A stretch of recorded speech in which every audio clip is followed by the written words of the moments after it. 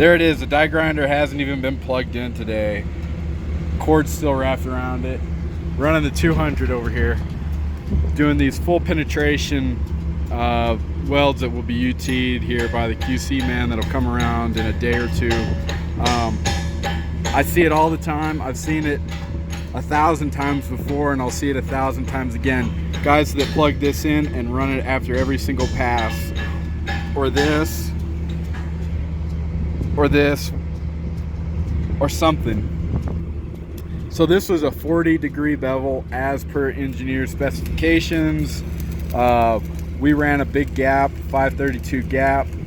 I back welded it and I ground it out. Very tight. Took my 1/8 rod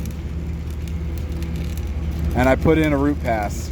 And then we put in a second pass. And then all of a sudden you start having problems with it's pretty tight in there to work. And people start grinding and opening it up. It's all fine and good, but the more grinding you do, the more welding you have to do. Now, I'm taking the time today to make this video, even though I'm in such a big hurry. You take your 7018. This is as big of a rod as I can use on my 200. This is as big as will work. We got 5s here. I had to take all my lead off of my reel to run those 5s, but you can do a weave pass with 5s. In fact, I might do this. I may run one more 18 pass here and then cap it with 5s, fill and cap it with 5s.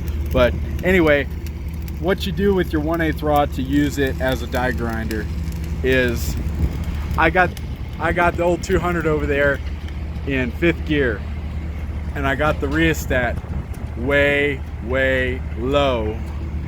The lower you set it, the more dig you have. The crisper it runs, and when you run crisp, it digs into that metal really deep. It's got a fast drying puddle, so it fills it up and it leaves. You're not going to want to weave with a real crisp puddle, but you want to run nice skinny stringers.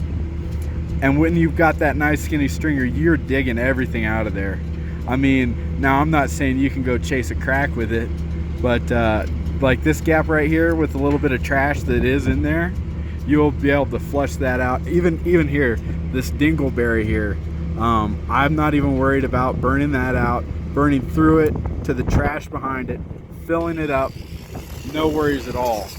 Now obviously this is something you want to learn before you go try it on something that's going to be UT'd, but it's a pretty surefire trick to get a lot of trash out of your welds.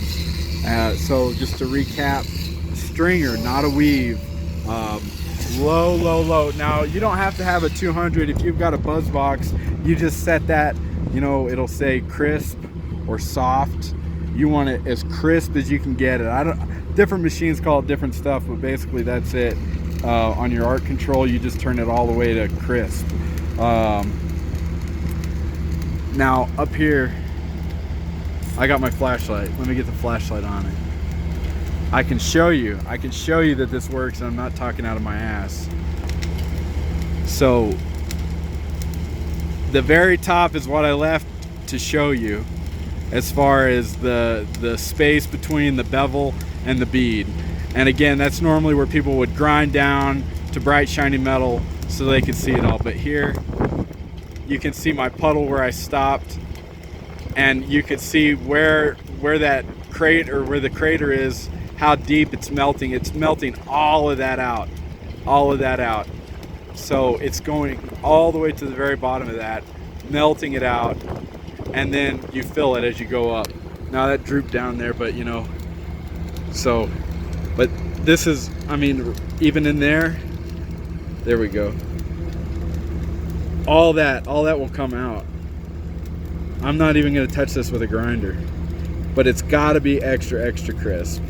So anyway, that's how you use a 7018 rod as a die grinder.